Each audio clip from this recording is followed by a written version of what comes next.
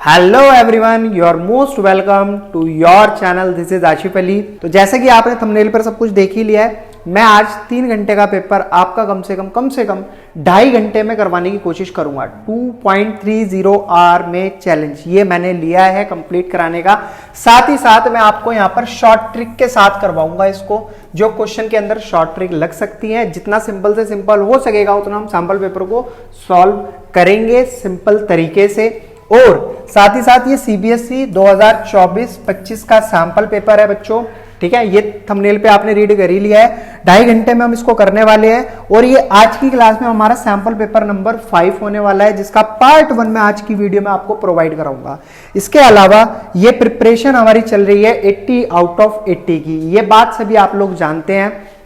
तो बिना देरी करते हुए आइए चलिए करते हैं अपने सैंपल पेपर को शुरू। तो सैंपल पेपर का पहला क्वेश्चन आपके सामने यहां पर गिवन है। एंथनी, एक partner was being guaranteed that his share of profit will not be less than 60,000 per annum. यहां पर एंथनी को गारंटी मिली है कि 60,000 पर एनम के हिसाब से उसको प्रॉफिट कम नहीं दिया जाएगा।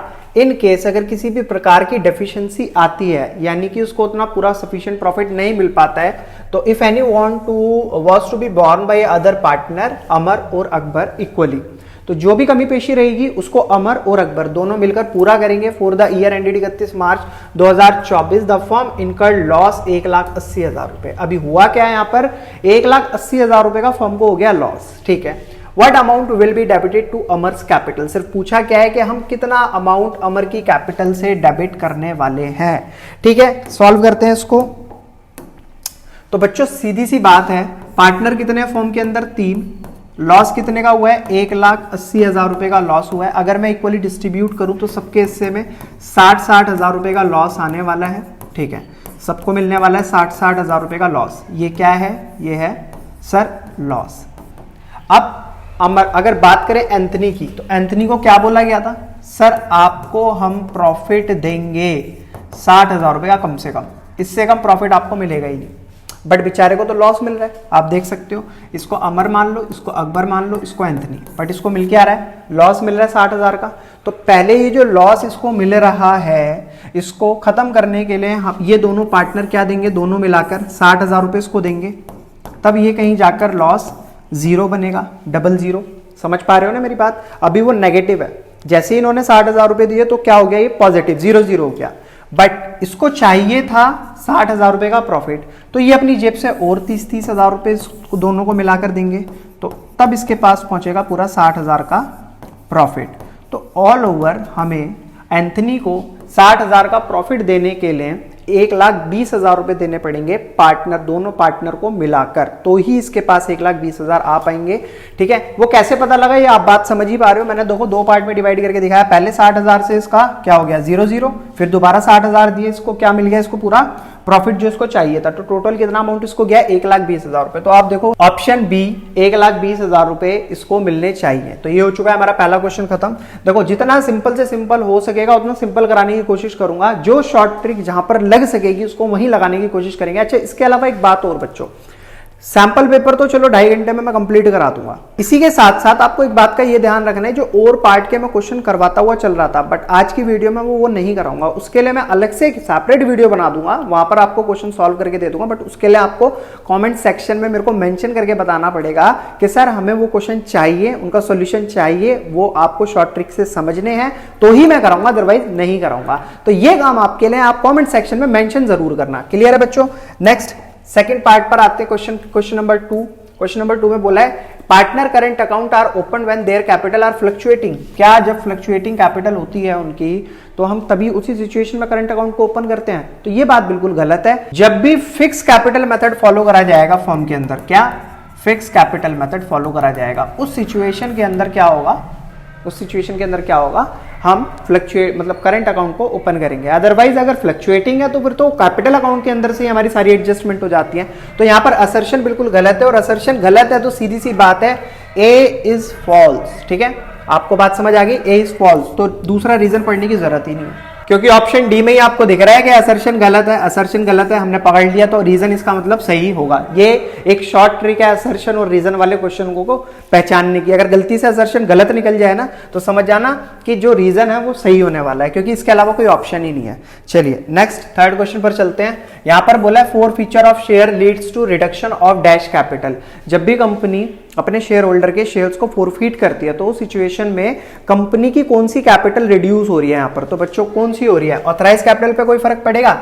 नहीं पड़ेगा। इशूड कैपिटल पे कोई फर्क पड़ेगा? नहीं पड़ेगा। बट सब्सक्राइब कैपिटल, जो कंपनी ने इशू करे थे मार्केट में, पब्लिक ने उनको सब्सक्राइब किया यानी कि उनको परचेज किया, उस कैपिटल पे फर्क पड़ेगा, वो रिड्यूस हो जाएगी। तो यहां पर option C is correct option. Clear है बच्चों? नेक्स्ट क्वेश्चन नंबर 4 की तरफ बढ़ते हैं। क्वेश्चन नंबर 4 में बोला है at the time of admission of a new partner Vasu, नए पार्टनर वासु का एडमिशन हुआ, ओल्ड पार्टनर प्रेश और Prabhav had a debtor of 6,20,000 and a provision for doubtful डेब्ट 20,000 in their book as per term of admission asset were revalued. It was found that debtor worth 15,000 had turned bad and hence should be written off. यहां पर क्या हुआ है कि 15,000 रुपए के जो डेटर थे वो बैड हो गए हैं, बैड घोषित कर दिए गए हैं, जिनको राइट ऑफ करा गया, which journal entry reflect the correct accounting treatment of the above situation. तो सिंपल सी चीज है, मैं ऑप्शन की तरफ देखूंगा ही नहीं, मैं तो सीधा लॉजिकल बात करूंगा। बच्चों ऐसी सिचुएशन जब भी आ जाए, आपके डेटर थे वो बैड हो गए, ठीक है, अब जो बैड हो गए सो हो गए, तो बैड डेप्ट क्या करते हैं, हमारे डेटर को कम करते हैं। तो मैं यहां पर जर्नल एंट्री क्या करेंगे, बैड डेप्ट account debit to debtor. Simple सी चीज, ये आपने पहले भी कई बार करी हुई है, क्वेश्चन पढ़े होंगे तो आपने करी जरूर होगी। जब भी बैड डेप्ट होंगे डेटर को कम करेंगे, और आपने देखा भी होगा डेटर में से हम बैड डेप्ट को माइनस करते हैं। नेक्स्ट इसके अलावा फिर जो भी फर्म के पास प्रोविजन होता है, प्रोविजन से वो इस बैड डेप्ट को राइट ऑफ कर देती है। तो नेक्स्ट एंट्री होगी PDD account debit to bad डेप्ट अकाउंट। क्लियर है बच्चों? तो ये एंट्री यहां पर होनी चाहिए थी। अब देखते हैं ऑप्शन, ऑप्शन क्या है। पहला ऑप्शन आ रहा है हमारे सामने, बेड डेप्ट अकाउंट 15,000 से डेबिट टू डेटर, तो पहला तो मैच कर रहा है हमारी पहली एंट्री से। सेकंड इसी के अंदर पीडीडी डेबिट है 15,000 रुपए टू बेड डेप्ट 15,000, तो सेकंड भी हमारा मैच कर रहा है सेकंड एंट्री से। तो इसका मतलब ऑप्शन ए बिल्कुल सही है। ज्यादा दिमाग पे जोर देने की जरूरत ही नहीं है, क्वेश्चन पढ़ लिया। जब हमने क्वेश्चन पढ़ने में इतना टाइम लगा दिया तो लॉजिकली अपना दिमाग लगाकर आप सोचो क्या हो सकता है। ठीक है, तो आगे देखेंगे ही नहीं, सीधा चलेंगे नेक्स्ट क्वेश्चन पर। Question number 5, The profit earned by a firm after retaining 15,000 to its reserve was 75,000. The firm had total tangible asset worth 10 lakh and outside liability 3 lakh. The value of the goodwill as per the capitalization of average profit method was valued as 50,000. Determine the rate of normal rate of return. थोड़ा सा टेढ़ा सा सवाल कर दिया लेकिन question अच्छा है। यहाँ पर बोला है प्रॉफिट रिजर्व से, रिजर्व बनाने के बाद जो प्रॉफिट बताया 75,000, तो मुझे एवरेज प्रॉफिट क्या लेना पड़ेगा, जो भी प्रॉफिट आफ्टर रिजर्व है वो, और उसके अंदर रिजर्व निकालने के बाद जो रिजर्व निकाला है उसको ऐड करना पड़ेगा। तो एवरेज प्रॉफिट क्या आ जाएगा, 90,000 रुपए। क्लियर है बच्चों? जैसे ही एवरेज प्रॉफिट आपके सामने आया, सीधा सा काम क्या है, आप लिखो फॉर्मूला। फॉर्मूला क्या है, goodwill is equals to average profit multiply 100 upon में normal rate of return minus net asset. अब सर ये नेट एसेट कहां से मिलेगी, तो नेट एसेट निकालने का बिल्कुल सिंपल तरीका, जो भी आपको टोटल एसेट गिवन है, नेट एसेट अगर आपको निकालनी है तो टोटल एसेट में से माइनस कर दो आउटसाइड लायबिलिटीज, आउटसाइड लायबिलिटीज। तो टोटल एसेट कितनी है 10 lakh minus outside liability minus करेंगे 3 लाख, कितना आ गया 7 लाख रुपी। तो आउटसाइड ये आ गई हमारी नेट एसेट। ठीक है बच्चों, नेट एसेट आ गई। अभी गुडविल क्वेश्चन में गिवन है कितनी, 50,000। आप देख सकते हो ऊपर, ये रही कहाँ गई गुडविल, ये रही 50,000 रुपए, ये रही। Capitalisation of average profit method was valued at 50,000 बराबर एवरेज प्रॉफिट कितना निकाला मैंने 90,000 मल्टीप्लाई बाई 100 अपॉन में नॉर्मल रेट ऑफ रिटर्न को एक्स मान लो जो पता ही नहीं है, और नेट एसेट कितनी आई है 7 लाख। तो यहां पर लिख लेते हैं 7 लाख। अब इसे सॉल्व करने के लिए क्या हो सकता है, सिंपल सा क्या हो सकता है, तो भाई मैं 90 की पहले से मल्टीप्लाई कर देता हूं तो ये हो जाएगा 90 लाख। तो 50,000 थोड़ा सा लेंदी हो जाएगा, ठीक है, बट सिंपल है, मुश्किल नहीं है, अपॉन में एक्स माइनस 7 लाख। ठीक है बच्चों, अगर इसको मैं नीचे 1 लगाकर सॉल्व करूं एलसीएम लेकर, आपको पता ही है तरीका, इस तरीके से कैसे सॉल्व करना होता है। तो सिंपल सी चीज 50,000 बराबर 90 लाख, और ये क्या हो जाएगा 7 लाख एक्स अपॉन में एक्स। ठीक है बच्चों, अभी यहां पर कितना है डिवाइड में एक्स, इधर आकर किस में हो जाएगा मल्टीप्लाई में एक्स। तो आप इसको ऐसे भी लिख सकते हो 50,000 एक्स बराबर 90 लाख माइनस 7 लाख एक्स, ठीक है। माइनस का 7 इधर आएगा तो किसका हो जाएगा, प्लस का, और 50,000 एक्स और 7 लाख एक्स को ऐड करेंगे तो सिंपल सी चीज है, क्या बनेगा, 7,50,000 एक्स बराबर 90 लाख, मल्टीप्लाई में एक्स इधर आकर किस में हो जाएगा, डिवाइड में, तो एक्स बराबर 90 लाख अपॉन में 7,50,000। अभी डिवाइड करते हैं, देखो 3 जीरो से 3 जीरो उड़ गई, एक से एक ये गई। अब 900 को अगर आप डिवाइड करोगे, 900 को अगर आप डिवाइड करोगे किससे, 75 से, तो इतनी अच्छी कैलकुलेशन तो है नहीं, इसके लिए हमें क्या करना पड़ेगा, कैलकुलेटर का इस्तेमाल। तो कैलकुलेटर निकाल लेते हैं बच्चों पहले। तो कितना आ रहा है ये आ रहा है 900 डिवाइडेड बाई 75, तो कितना हो गया, 12%। कितना हो गया, 12%। तो 12% देखो ऑप्शन है कहीं, 12%, हाँ ऑप्शन सी इज करेक्ट, 12% हमारा आंसर आ चुका है। तो सिंपल फॉर्मूला अगर आपको पता है कुछ भी सॉल्व कर दोगे, क्वेश्चन को अच्छे से समझकर कोई भी चीज आप आसानी से सॉल्व कर सकते हो, बस फॉर्मूला आपको पता होना चाहिए। नेक्स्ट क्वेश्चन पर आते हैं, क्वेश्चन नंबर 6, ठीक है। अच्छा ये सॉरी बच्चों, ये क्वेश्चन थोड़ा सा मतलब मैं वैसे नहीं लिख पाया था तो मैंने ऐसे पेस्ट कर दिया था इसके ऊपर। तो क्वेश्चन नंबर 6 रीड करते हैं क्या हो सकता है इसके अंदर। तो क्वेश्चन नंबर 6 में मोहित ने अप्लाई करे 900 शेयर एंड वॉज अलॉटेड 3:2। तो कंपनी ने किस सेगमेंट पर उनको अलॉट करा है, 3:2 में। तो सबसे पहले हम ये देख लेते हैं मोहित को अलॉट कितने शेयर हुए, अलॉटेड शेयर। तो अप्लाई करे उसने कितने, 900। अलॉट के लिए हम 2 ऊपर रखेंगे क्योंकि जिसने 3 शेयर मांगे उसको कितने मिले हैं, 2। तो 2 ऊपर 3 नीचे, 3 तिया 9, 3 दूनी 6, तो 600 शेयर उसने अलॉट हुए, उसको अलॉट हुए, ठीक है। He had paid application money 3 रुपए पर शेयर एंड कुड नॉट पे अलॉटमेंट मनी 5 रुपए पर share. First and final call of 2 रुपए पर share was not yet made. तो कंपनी ने कुछ इस तरीके से पैसे मांगे, भाई एक शेयर की कीमत पता लग गई मुझे 10 रुपए है।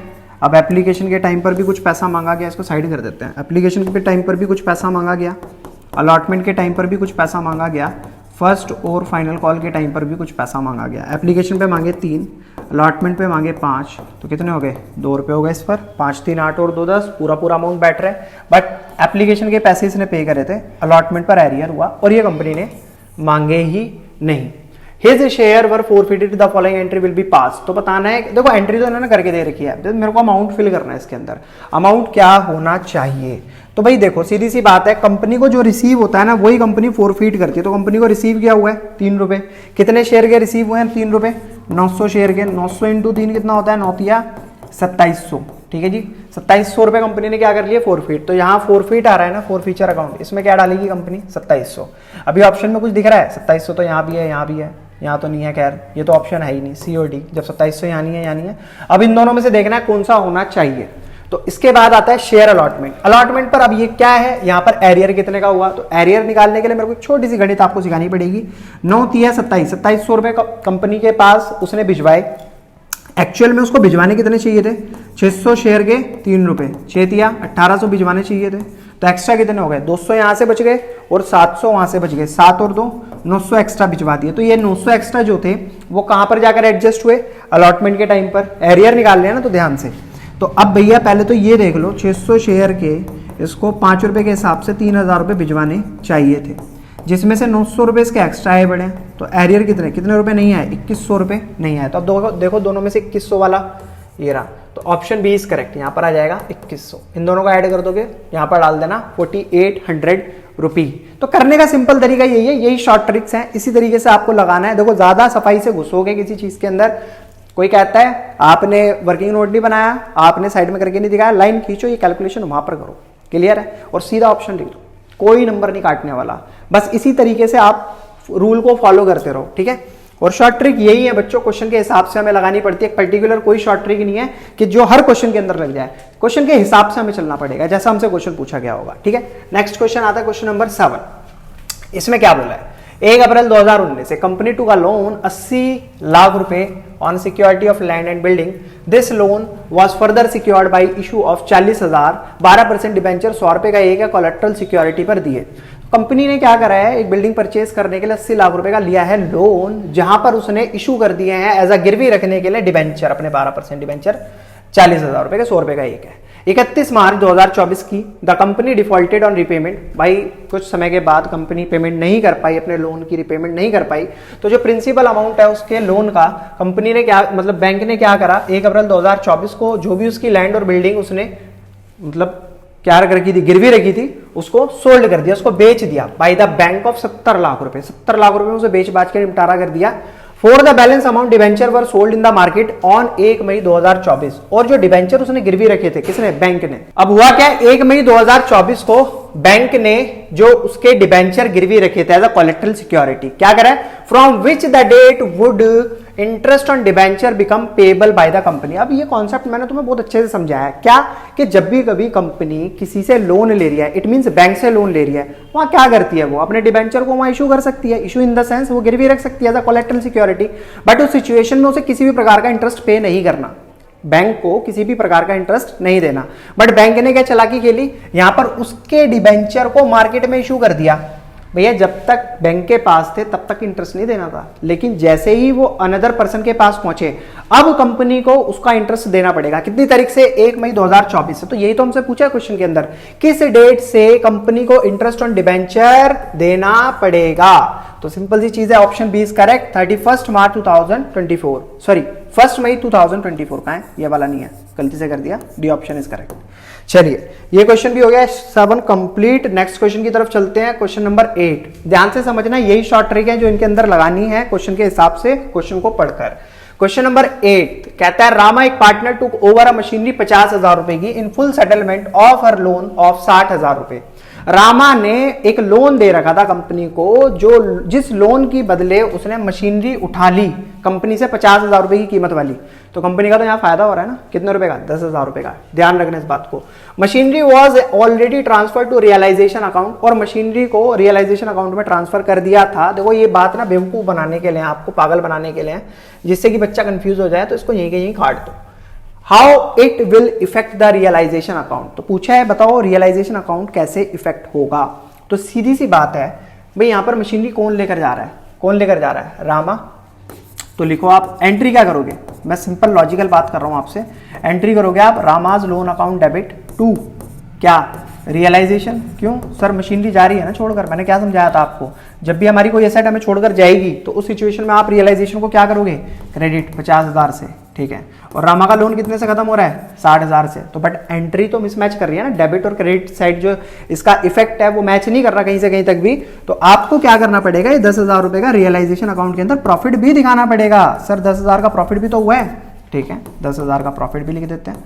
तो अब देखो हमने क्या करा है, रियलाइजेशन को एक्चुअल में क्रेडिट करा है कितने रुपए से, 60,000 रुपए से। 50 और 10 60। हालांकि ये चीज मैंने सर्च करी थी, ये क्वेश्चन थोड़ा सा टेढ़ा था, बच्चों को नहीं समझ आ रहा था। मैंने काफी वीडियोस के अंदर देखा कि कमेंट सेक्शन में बच्चों ने यही मेंशन कर रखा था कि सर क्वेश्चन नंबर कौन सा है, 8 कैसे हुआ है। तो सबने अकाउंट बनाया, इधर बताया, बैलेंस निकाल कर बता दिया। बट लॉजिकली अगर आपको समझना है तो जर्नल एंट्री, किसी ने ये चीज नहीं बताई पूरे यूट्यूब पर। मैंने कम से कम 50 वीडियो उठाकर देखी है, सबने सैंपल पेपर कराए हैं, लेकिन ये चीज किसी ने नहीं बताई। तो इसको ध्यान से समझ लो, रियलाइजेशन अकाउंट को क्रेडिट करा जाएगा 60,000 से, जिसमें 50,000 की उसकी मशीनरी गई है कंपनी की और 10,000 रुपए का हुआ है उसको प्रॉफिट। तो अब देखते हैं ऑप्शन में क्या सही है।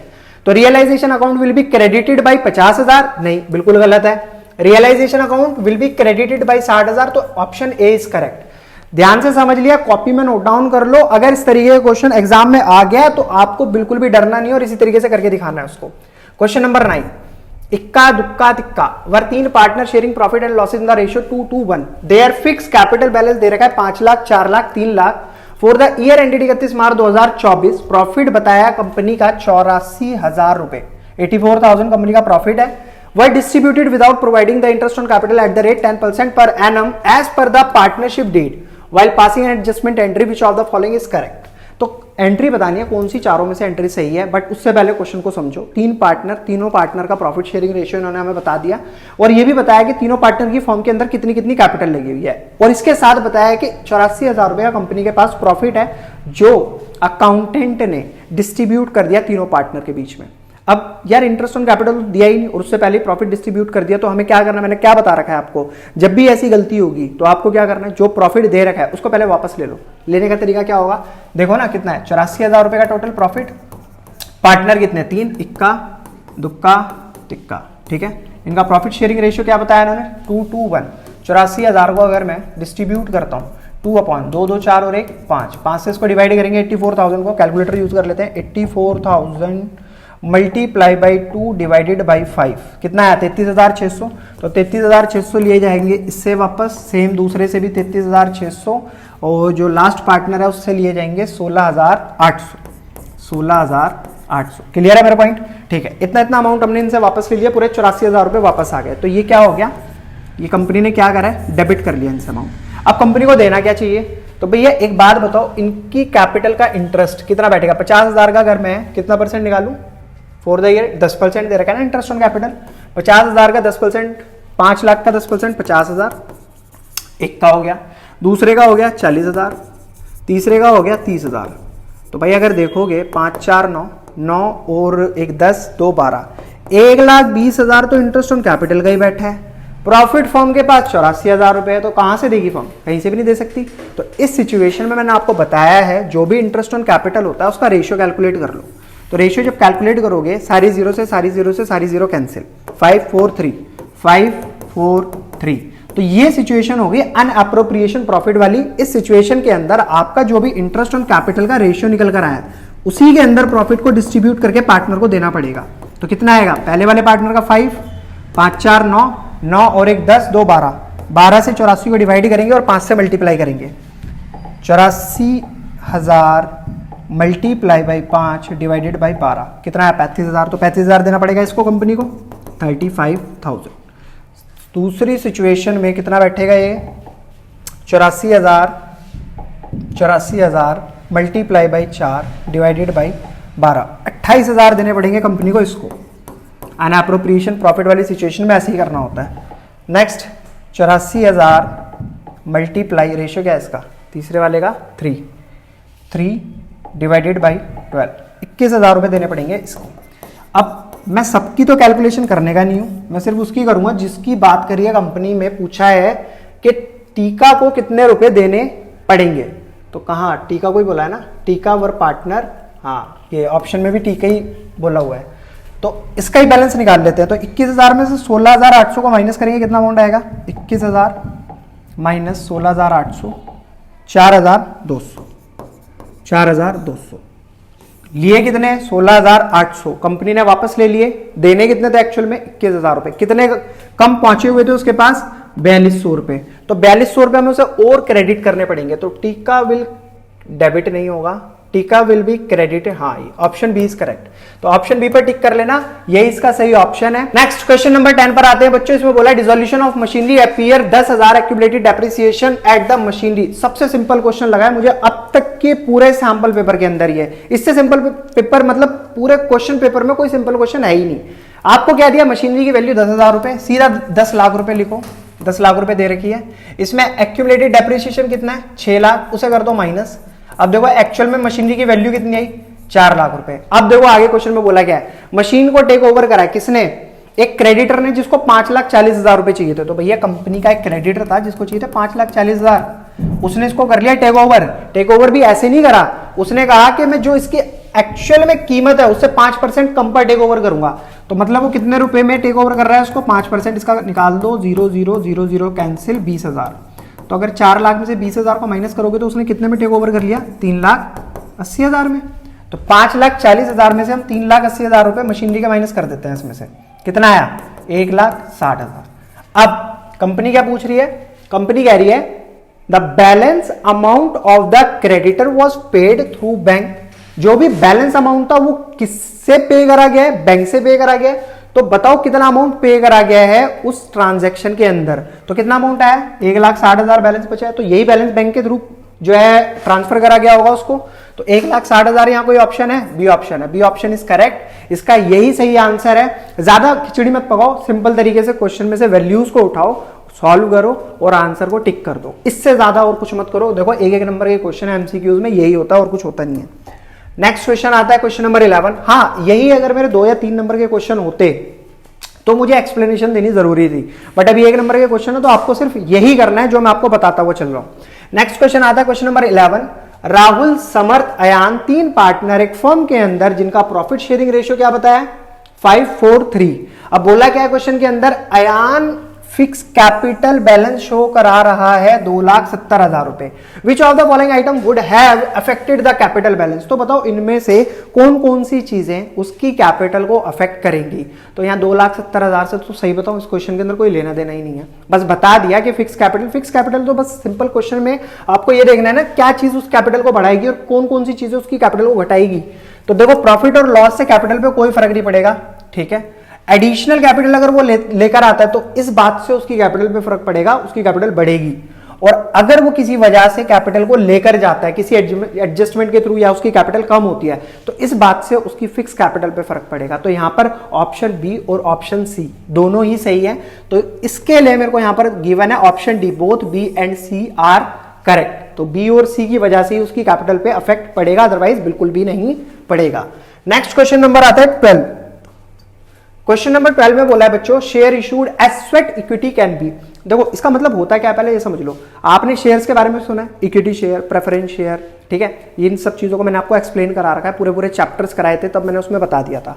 बट वहां पर एक भी जगह ऐसा नहीं आया था स्वेट इक्विटी शेयर के बारे में। तो स्वेट इक्विटी शेयर का मतलब होता है जब भी जो कंपनी के एम्प्लॉयज होते हैं, मतलब स्वेट का मतलब हो गया खून पसीने से कमाए गए शेयर्स, जो कंपनी के एम्प्लॉयज होते हैं उनको कंपनी शेयर देती है। अब वो किस किस तरीके से उनको शेयर दे सकती है, मतलब कंपनी के एम्प्लॉयज की बात हो रही है यहाँ, और कंपनी के एक्सटर्नल पार्ट पर जो भी शेयर होल्डर है उनमें से किसी की बात नहीं हो रही, सिर्फ कंपनी के एम्प्लॉयज की। तो वो कंपनी उनको इशू एट पार पर भी दे सकती है, जितने का शेयर है उतने में ही दे देगी, या फिर इशू एट डिस्काउंट पर, अगर कंपनी चाहे तो वो उन्हें डिस्काउंट पर भी दे सकती है। ये कंपनी की मर्जी है, इसमें एम्प्लॉय कुछ नहीं कर सकते। नेक्स्ट आता है इशूड एट अ प्रीमियम, जो कंपनी उसको प्रीमियम पर भी दे सकती है। ये कंपनी के ऊपर डिपेंड करता है वो किस हिसाब से उसे इशू करना चाहती है। तो यहां पर कौन सा ऑप्शन सही रहेगा, आप एक बात बताओ। देखो फर्स्ट भी ठीक है, सेकंड भी ठीक है, थर्ड भी ठीक है, तो ऑल आर करेक्ट। तो ऑप्शन सी इज करेक्ट। अच्छा, सीबीएसई ना बड़ा चालू होता जा रहा है दिन पे दिन। वो क्या कर रहा है, बच्चों को इस तरीके से कंफ्यूज करता है कि बच्चा गलती करेगा ही करेगा। अब देखो 3 ऑप्शन ऊपर दे दिए और 3 ही ऑप्शन के सब ऑप्शन नीचे दे दिए। बच्चे ने ऊपर टिक करा या आपने सैंपल पेपर में जहां पर भी आंसर लिखा ऑप्शन 2 एंड 3 आर करेक्ट, इसके अलावा कोई ऑप्शन उसे दिखा नहीं तो बस वही नंबर कट जाएगा। तो यहां पर ऑप्शन के भी ऑप्शन गिवन है, ये एक बार ध्यान से देख लेना पेपर के अंदर कोई भी ऑप्शन टिक करने से पहले। तो all are correct, C option पे टिक करना, यही इसका सही ऑप्शन है। Next question number 13। तो यहां पर बोला है बच्चों, ये मस्त क्वेश्चन है, बड़ा मजेदार क्वेश्चन है। 2000 शेयर अलॉट करें मिस्टर रेगल को, 80 रुपए का एक था, कंपनी ने सिर्फ उसमें से 50 रुपए मांगे हैं। अभी हुआ क्या, फोरफीट कर लिए और रीशू कर दिए 70 रुपए में, जो कि 90 रुपए का पेडअप वाला शेयर था। मैंने दोनों सिचुएशन में आपको क्या बताया, 80 रुपए का शेयर, कंपनी ने मांगे कितने, 50 रुपए। तो यानी कि कंपनी के पास 50 ही आए, जो आए वही फोरफीट कर सकती है। 2000 शेयर के 50 रुपए के हिसाब से कंपनी को कितने रिसीव हुए, 2 पंजे 10 और बाकी जीरो ऐसी ठोक दो, ये हो जाएंगे समथिंग 1 लाख, ये 1 लाख रुपए, ठीक है। ये हो गए 1 लाख रुपए कंपनी के पास आए, वो उसने कर लिया फोरफीट। अभी रीइशू करते टाइम उन्हीं 2000 शेयर को क्या हुआ, 90 रुपए का शेयर 70 में दे दिया, यानी कि 20 रुपए के डिस्काउंट पर दिया। तो डिस्काउंट कितना दे दिया कंपनी ने, 40,000। तो 40,000 लिख दिया यहाँ। Amount transfer to capital reserve account is, तो बताओ कितना अमाउंट वो कैपिटल रिजर्व में ट्रांसफर करेगी। तो मैंने आपको एक पॉइंट बताया था कैपिटल रिजर्व से रिलेटेड, जब भी कंपनी किसी शेयर होल्डर के शेयर को फोरफीट करती है और उस सिचुएशन में क्या होता है, वो सारा का सारा पैसा कंपनी के पास आया था, क्योंकि कंपनी ने तो उसके पैसे हड़प लिए, उसने किसी कॉल के पैसे नहीं दिए। तो वो सारा का सारा, अगर वो उन्हीं शेयर को इशू करते टाइम अगर डिस्काउंट देती है तो वो क्या करेगी, वो उसी अमाउंट में से डिस्काउंट देगी जो उसने पहले फोरफीट किया है। इन केस अगर उसने बिल्कुल भी डिस्काउंट नहीं दिया तो सारा का सारा अमाउंट उसका कैपिटल रिजर्व में चला जाएगा। मेरी बात को समझो, मैं क्या कहना चाह रहा हूं। मान लो किसी से कंपनी ने 100 रुपए लिए, अब 100 रुपए लिए इन द सेंस उसने 100 रुपए किसी से छीन लिए, जो किसी शेयर होल्डर ने शेयर के पैसे दे रखे थे। किसी कॉल का एरियर होने पर कंपनी ने उनको कर लिया फोरफीट। अब होता क्या है, उन्हीं शेयर्स को कंपनी ने किसी दूसरे बंदे को रीइशू कर दिए। 10 रुपए का शेयर था, 10 में ही रीइशू कर दिया बिना किसी डिस्काउंट के दिए। तो कंपनी पता क्या करती है, जो 100 रुपए है ना, इनको उठाएगी, चुपचाप कैपिटल रिजर्व में डाल देगी, कैपिटल रिजर्व में डाल देगी। इनकेस अगर डिस्काउंट दे दिया ना, तो वो इसमें से डिस्काउंट को घटाएगी। 10 रुपए का डिस्काउंट दिया, 20 का डिस्काउंट दिया, कंपनी पर डिपेंड करता है वो कितना डिस्काउंट दे रही है, और बचा हुआ अमाउंट फिर उसके बाद कैपिटल रिजर्व में ट्रांसफर करेगी। तो यहां पर सीधी सिंपल सी कहानी तुम्हारे सामने आ रही है, कंपनी ने री इशू करे, पूरे फोरफीड करे, जितने थे उतने ही री इशू कर दिए। फोर फीचर के टाइम पे कंपनी के पास 1 लाख रुपए आए, री इशू करते टाइम कंपनी ने 40,000 का डिस्काउंट दिया। तो इस फोर फीचर वाले अमाउंट में से डिस्काउंट वाले अमाउंट को घटाना, जो भी अमाउंट आए उसको कैपिटल रिजर्व में ट्रांसफर कर देना। तो ऑप्शन 60,000 कहीं दे रखा है इन्होंने क्वेश्चन में, बी ऑप्शन इज करेक्ट। 60,000 रुपए ट्रांसफर होंगे कैपिटल रिजर्व अकाउंट में। नेक्स्ट क्वेश्चन आता है हमारा, next question number 14। 3 partner Joe Sam Tex were partner sharing profit and losses in the ratio 5:3 1 April 2024 ये डिसाइड करते हैं जो फ्यूचर में प्रॉफिट शेयरिंग रेशियो रखेंगे अपना 2:1 रखेंगे। For which of the following balances tax will be credited at the time of reconstitution of the firm if the firm decided to continue with available accumulated profit and losses and balances। मैंने आपको ना accounts में कुछ चीजें ऐसी बताई थी जो मतलब अच्छी चीजें थी, जो बेकार चीजें थी। जस्ट लाइक मैं आपको बताता था बैलेंस शीट है, ये बैलेंस शीट है, बैलेंस शीट के अंदर आपकी एक लायबिलिटी साइड होती है और एक एसेट साइड होती है, ठीक है। मैंने ये 2 चीज आपको बताई थी। मैंने इसमें ये भी बताया था, देखो कैपिटल वैपिटल जो रहता है वो तो रहता ही रहता है, इसके साथ रिजर्व है तो पार्टनर के मजे आ जाते हैं। पार्टनर क्या करते हैं, आपस में डिस्ट्रीब्यूट कर लेते हैं इसको, ठीक है, इसको क्या करते हैं, डिस्ट्रीब्यूट।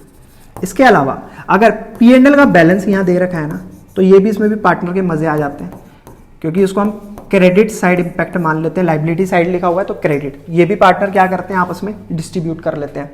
वर्कमैन कंपनसेशन रिजर्व है, वो भी मजेदार चीज है, उसे भी पार्टनर क्या करते हैं, डिस्ट्रीब्यूट कर लेते हैं। बात करते हैं एसेट साइड की। अगर एसेट साइड पर आपका P&L का अमाउंट लिखा हुआ है ना, तो इसका मतलब ये लॉस है। लॉस है क्योंकि ये एसेट साइड लिखा हुआ है और इसका इंपैक्ट कौन सा हो रहा है, डेबिट। तो इसे क्या करा जाएगा, पार्टनर से लिया जाएगा, यानी कि ये चीजें पार्टनर से निकाली जाती हैं उसके कैपिटल अकाउंट से डेबिट करके, ठीक है। और क्या होता है sir, deferred revenue expenditure. Deferred revenue expenditure इसको भी पार्टनर से राइट ऑफ करा जाता है। तो ये कुछ चीजें ऐसी होती हैं जो अच्छी होती है पार्टनर के लिए, कुछ चीजें ऐसी होती हैं जो बेकार होती हैं जिन्हें पार्टनर से कंपनी लेती है उनकी कैपिटल को डेबिट करके। अब यही सवाल हमसे यहां पर कर दिया है, पूछा है कि बताओ यहां पर accumulated decided to continue with available accumulated profit and losses balances. तो बताओ कौन सा ऑप्शन इसके अंदर होना चाहिए। तो सीधी सी बात है यार, पहले मुझे ये देखना पड़ेगा ना, जॉय सैम टेक्स इनका ओल्ड रेशियो क्या है। इनका ओल्ड रेशियो 5:10, इसका है 3/10, इसका है 2/10। अभी मुझे चेक करना पड़ेगा ना नया रेशियो होने पर किसने गेन करा और किसने सेक्रीफाइस करा। हो सकता है जो प्रॉफिट में से शेयर हो किसी को ज्यादा मिले आगे आने वाले फ्यूचर में, हो सकता है किसी को कम मिले। तो उसके लिए मैंने फॉर्मूला बता रखा है ओल्ड माइनस न्यू। आपको करना क्या होगा, जो नया शेयर है उसे माइनस करो, 5/10 में से 2 बाई किसको माइनस करना है, 2, 1, 3, 1, 4। एलसीएम लेंगे दोनों का 10 और 4 का, साइड में ले लेते हैं 10 और 4 का एलसीएम। 2 5 जा 10, 2 2 जा 4, 5 1 जा 5, 2 एज इट इज, 2 1 जा 2, 5 2 जा 10, 2 20। तो 5 इंटू 10 2 जा 20 माइनस 2 इंटू 4 5 जा 20, 5 2 जा 10 माइनस 5 2 जा 10 अपॉन में 20, 0/20। तो इसका मतलब जो सैम है, इसको जॉय है, इसको ना तो प्रॉफिट हो रहा है उसका रेशियो चेंज होने से, और ना ही लॉस हो रहा है उसका रेशियो चेंज होने से। सेकंड इसके पास आते हैं, दूसरा कौन था, सैम। सैम का ओल्ड रेशियो था 5:10 और नया रेशियो हो गया इसका 1/4। एलसीएम लेंगे वही 20 आएगा, 3 इंटू 10 2 जा 20 माइनस 4 5 जा 20, 3 2 जा 6 माइनस 5/20, ये आ गया 6 माइनस 1/20। अब ये आंसर पॉजिटिव आ रहा है। पॉजिटिव की सिचुएशन में मैंने आपको बता रखा है, जब भी पॉजिटिव आएगा तो इसका मतलब पार्टनर सेक्रीफाइस कर रहा है। और लास्ट वाला है टैक्स। टैक्स का नया रेशियो क्या है, 1/4। एलसीएम लोगे आप 10 और 4 का तो कितना आएगा, 20, 2 इंटू 10 2 जा 20, 1 इंटू 4 5 जा 20, 2 2 जा 4 माइनस 5 अपॉन में 20, ये आ गया माइनस 1/20। तो यहां पर नेगेटिव आ रहा है ना, तो नेगेटिव की सिचुएशन में आपको क्या मानना होता है, ये क्या कर रहा है, गेन। ये क्या कर रहा है, गेन। तो मतलब प्रॉफिट शेयरिंग रेशियो चेंज होने की वजह से फायदा तो सिर्फ किसको हो रहा है, टैक्स को। तो जब फायदा टैक्स को हो रहा है तो टैक्स की कैपिटल को हमें क्या करना पड़ेगा, डेबिट। तो बस अब ऑप्शन में आप ये ढूंढो कि ये डेबिट कौन कौन सी चीजें हो रही हैं। तो डेफर्ड रेवेन्यू एक्सपेंडिचर, सर ये तो वैसे भी डेबिट होता है 50,000 से, और P&L ये क्रेडिट, ये ऑप्शन नहीं होगा, नहीं, इसमें P&L क्या हो रहा है, क्रेडिट हो रहा है, और जबकि ये क्या कर रहा है, गेन कर रहा है, तो इसको तो डेबिट ही करना है बस। ऐसी चीज हमारे सामने हो। अब डेफर्ड रेवेन्यू एक्सपेंडिचर तो डेबिट ही करा जाता है पार्टनर से, और यहाँ P&L का बैलेंस दे रखा है 80,000 रुपए। तो इसका मतलब ऑप्शन डी बिल्कुल सही है। ए और बी को मैंने क्यों नहीं सिलेक्ट करा स्टार्टिंग में, तो यहाँ देखो मेरे को साफ साफ दिख रहा है यार, जनरल रिजर्व आ रहा है, और जनरल रिजर्व मैंने अभी आपको बताया बैलेंस शीट के अंदर क्या होता है, पार्टनर्स के बीच में बांटा जाता है, और जब पार्टनर्स के बीच में बटेगा तो ऑब्वियसली पार्टनर की कैपिटल को क्रेडिट करा जाएगा। तो यहाँ पर हमें क्रेडिट तो करना ही नहीं है ना, हमें तो डेबिट करना है। और डेबिट क्यों करना है वो मैंने आपको रीजन बता दिया, टैक्स क्योंकि गेन कर रहा है। अब जब गेन कर रहा है तो भैया इसके गले पे तो छुरी चलेगी चलेगी, इसको तो डेबिट करना ही पड़ेगा हमें। तो इसीलिए option D is correct. Deferred revenue expenditure 50,000 से और P&L का डेबिट बैलेंस 80,000 से। तो बच्चों ये हो चुका है हमारा क्वेश्चन नंबर 14 तक कंप्लीट। नेक्स्ट क्वेश्चन नंबर 15 पर आते हैं और देखते हैं इसमें क्या बोला है। 3 पार्टनर रोहित, विराट और शिखर, 3 पार्टनर जिनका प्रॉफिट शेयरिंग रेशियो 3:1 है। कैपिटल इनकी बताई है इन्होंने 31 मार्च 2024 तक 3 लाख, 2 लाख 70,000, 2.5 लाख respectively. On the same date they admit Hardik as a new partner, 20% share Hardik was to bring 80,000 रुपए of his share of goodwill. अब ये हार्दिक यार अपने साथ ना पीएफजी का अमाउंट लेकर आया 80,000 रुपए, 80,000 रुपए पीएफजी का अमाउंट। आपको पता ही है जब भी कोई नया पार्टनर एडमिट होता है तो वो 2 चीज लेकर आता है, एक तो पीएफजी प्रीमियम फॉर गुडविल, दूसरा कैपिटल। अब ये कैपिटल तो पता ही नहीं, इसकी कैपिटल तो हमें कुछ बताया ही नहीं है, ठीक है। तो कैपिटल ही निकालनी है इस क्वेश्चन के अंदर। तो किस तरीके से आप इसकी कैपिटल निकाल सकते हो, तो पहले ये देखो इसे प्रॉफिट में से शेयर कितना चाहिए। तो कहता है मेरे को प्रॉफिट में से शेयर चाहिए 20%। अभी मैंने बोला आपको क्या है कि जब भी परसेंटेज की बात होगी आप डिवाइडेड बाय 100 रख के पहले उसका फ्रैक्शन कैलकुलेट कर लोगे। 0 से 0 कैंसिल, 2 1 जा 10, 2 1 जा 2, 2 5 जा 10। तो यानी कि इसको प्रॉफिट में से चाहिए 1/5 शेयर, ठीक है सर 1/5 शेयर चाहिए। अभी और क्या हो सकता है, तो बस इतना करने के बाद आप सीधा आ जाओ टोटल कैपिटल निकाल लो। Total capital of all partner, सभी पार्टनर की टोटल कैपिटल क्या होगी। तो ये दे रखी है 3, 2 70, 2.5, 3 लाख, 2 70, 2 70 और 2.5 लाख। अभी सभी पार्टनर की बात हो रही है तो इसके अंदर मुझे क्या करना पड़ेगा, जो नया पार्टनर अपने साथ पीएफजी का अमाउंट लाया वो भी ऐड करना पड़ेगा। तो जब मैं इसको ऐड करूंगा तो कितना अमाउंट आएगा, साइड में कैलकुलेटर से करके देख लेते हैं कितना अमाउंट आएगा। तो 3 lakh plus 2,70,000 plus 2.5 lakh plus 80,000, 9 lakh रुपए, 9 लाख रुपए अमाउंट आया है, ठीक है 9 लाख रुपए।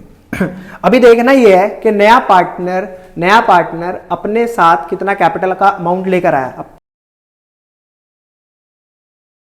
16। अब इसमें बोला है स्ट्रिंग और काइट 2 पार्टनर है जिनका प्रॉफिट शेयरिंग रेशियो दे रखा है 5:3। इन्होंने करा है स्पिनर को as a new partner admit. String sacrifice कर रहा है 1/4 फ्रॉम हिज शेयर और काइट सेक्रीफाइस कर रहा है 1/6 ऑफ हिज शेयर। तो ये सिचुएशन फ्रॉम वाली और ऑफ वाली मैंने दोनों आपको सिखा रखी है। तो ऐसी सिचुएशन में सबसे पहले आप पार्टनर्स के नाम लिख लो, स्ट्रिंग, काइट और नया पार्टनर आ रहा है स्पिनर। 3 पार्टनर है तो स्ट्रिंग, काइट और स्पिनर। अब स्ट्रिंग की बात करें तो इसका ओल्ड शेयर क्या है 5/8, ठीक है। और काइट का ओल्ड शेयर है 3/8। स्पिनर का तो हमें निकालना ही है कि वो कितना न्यू, मतलब उसका जो भी शेयर उसको मिल जाए तो नया रेशियो क्या बनेगा। तो भाई सीधी सी बात है, स्ट्रिंग ने अपने शेयर में से 1/4 सेक्रीफाइस करा तो माइनस कर दो 1/4, और यहां पर काइट ने अपने शेयर का 1/6 सेक्रीफाइस करा है तो 1/6 किसका माइनस लगा देते हैं, मल्टीप्लाई अपने शेयर का 3/8 का, और इन दोनों से मिलकर ये पहुंच जाएगा स्पिनर के पास। तो 1/4 तो इससे ही आ गया, 3 एकम 3, 8 छिंग 48, 3/48 इससे मिल गया। तो देखते हैं सॉल्व करने के बाद क्या आता है। 8 और 4 का अगर मैं एलसीएम लेता हूँ, 8 2 4 जा 8, 2 2 जा 4, 2 2 जा 4, 2 1 जा 2, 2 1 जा 2, 2 दूनी 4 दूनी 8, एलसीएम आया 8, 5 × 8 एकम 8 माइनस 4 दूनी 8, 5 माइनस 2/8, तो 5 में से 2 गया 3/8। नेक्स्ट इसके अंदर क्या होगा 3/8 माइनस 3 1 जा 3, 8 छिंग 48, एलसीएम लेंगे तो 48 ही आएगा।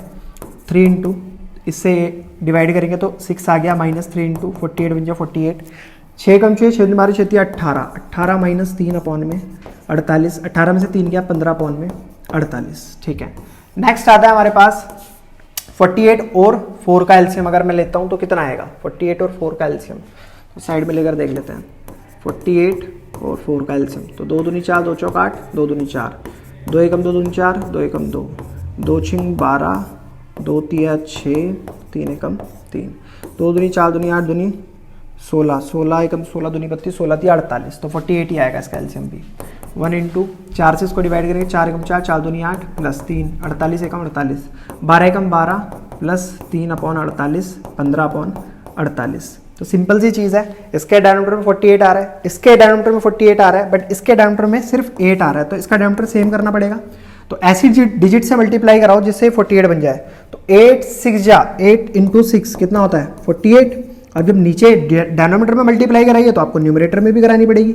6 इंटू 3 18, तो 18/48। अब देखो सबके डायनोमीटर सेम, इसका भी इसका भी इसका भी, बस ऊपर वाली वैल्यू पर ध्यान दो। ऊपर क्या है 18 रेशियो, इस पर क्या है 15 रेशियो, इस पर क्या है 15। अब ये अगर रिड्यूस हो सकता है तो रिड्यूस करो, अदरवाइज इसको यहीं छोड़ दो। तो मेरे को दिख रहा है 3 की टेबल से डिवाइड हो सकता है। 3 6 जा 18, 3 5 जा 15, 3 5 जा 15।